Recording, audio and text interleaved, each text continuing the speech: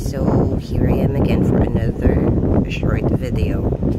So today we're not going to elaborate more about me ngayon kasi sobrang pangit ng panahon. Ayun lang, papakita ko lang sa inyo na ganito ang panahon ngayon dito sa amin sa Kumaki. So that's how it looks like here right now. And see how peaceful the place is. Ayan, ganito po yung lugar namin. Pero kahit wala pong typhoon, ganito po talaga tahimik yung lugar namin. Yung mga palibot namin, mga tao dito, hindi naglalabasan halos. And most of them are working on daytime. Kaya ayun, ganito ang panahon, ganito ang itsura ng lugar namin. Ito. So, psyching narito rin na si Shaw dito sa paligid. So, he usually goes to that place. Ayun, kita niyo po yung 2nd Street. That one. Yan. Yung may logo na yan. Yan. Paborito po yan ang anak ko. Yan. Diyan siya bumili ng mga laruan niya na umurahin. Kasi psyching, hindi ako nalalabas dahil hindi ako kalakad ng malayo. Pag inutusan ko siyang pumunta dun sa grocery, which is actually not a grocery, it's a drugstore. But that's the nearest grocery that we can go to. Doon siya bumili ng paborito ng work. Tapos, sa kabilang side naman nung sinabi ko ng kamban na yun, or ng logo na yun, doon po yung Family Mart. So, that's where he usually goes. At saka ako, pagkatapos ng trabaho ko. Kasi pagkatapos ng trabaho ko, sa gabi, ang lagi niya sa akin nire-request is yung sushi doon, which is worth 480 yen. Ayun. So, nagre-request siya sa akin noon.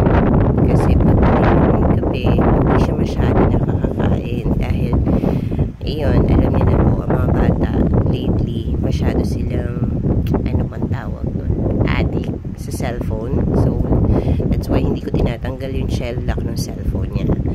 Ayan. So, that's our place right now. Masyadong pangit yung panahon, pero para sa akin, ito yung gusto kong panahon kasi at the same time may hangin. Yun nga lang, medyo maulan-ulan kaya hindi ako pwede na naman lumabas.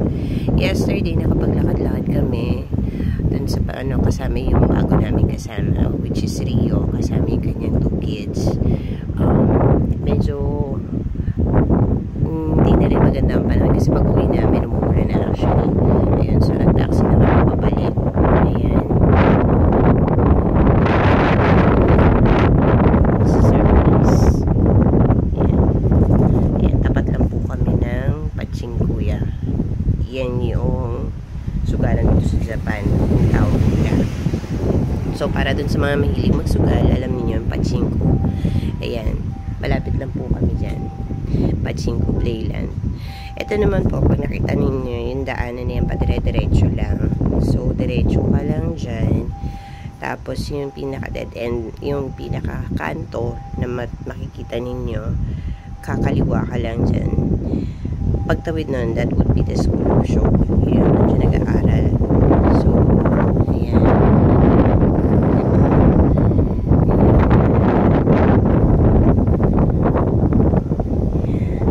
Ayan, nag-uumpisa na po medyo umambon.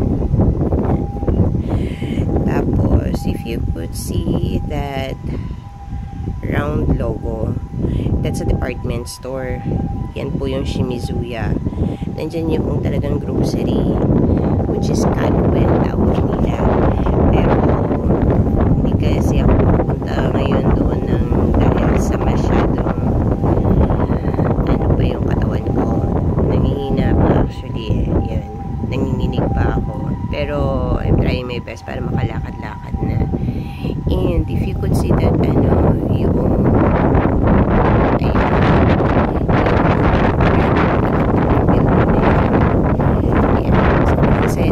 dyan ako nagtatrabaho. So, dyan lang ako pupunta pag gabi na. Dyan yung night part-time ko. Yung night job ko. Yan. Dyan ako sa Sunshine. Tapos, ano pa ba? I haven't haven't uploaded a video lately. Kaya, yan. I'm taking time kahit sandali lang. Sa ngayon. Pasensya na po. Ayan. So, that's how it looks like today. Ayan. Hindi ko alam kasi hindi ako nanonood ng balita. Tapos ayan, nagtangkamatayan yung mga tinanim ko. Ayan yung natira doon sa, ano ba yan? Mira, dyan ako ano ba ang tawag dito? Lemongrass. Ayan, medyo ano na siya, tuyot na siya. Kaya kailangan na siyang tanggalan. Namatay na yung iba, so ayan na lang yung mga natira.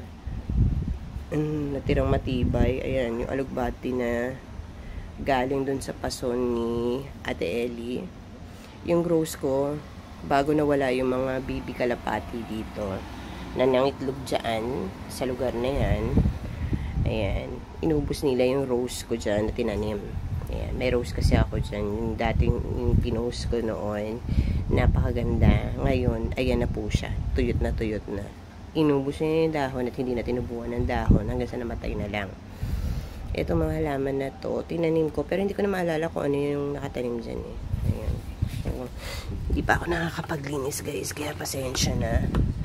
Tapos ayan yung aking pandilig eh. Kasi hindi ako masyadong nagkikilos right now. Ayan, damo na lang ang tumubo po dyan sa aking paso. Hindi pa ako masyadong naglilinis, pero dadating din tayo dyan. Next week, ayun, papasok na po ako, balik na ako next week sa trabaho sa umaga. So that will be 22. Ayun, so 8 AM until 12 noon lang naman yung trabaho ko. Kailangan ko ng extra para makabayad-bayad na ako ng mga bayarin. Ayun, kasama na yung hospital bills. Pero hindi ko alam kasi kung magiging okay yung in-applyan namin doon sa City Hall na tulong. Kasi right now, on process na po yung divorce ko daw. Nakakita na sila ng abogado. Ayan, so ayun, hindi na ako masyadong magtatagal guys kasi ayun, natatay na ako. Joke. Ayan, sorry. Ayan, so ayun, medyo hindi na maganda yung timplada ng aking lalamunan din. So I have to go guys. So para sa mga tao may pinagdadaanan kagaya ko, daan lang po tayo, huwag tayong tatambay. Laban, kung hindi tayo maintindihan, sige lang, life has to go on. And tayo ang mas makakaintindi sa sarili natin at mas magmamahal sa sarili natin. So hanggang dito na lang inyong kaibigan. So matane, bye bye.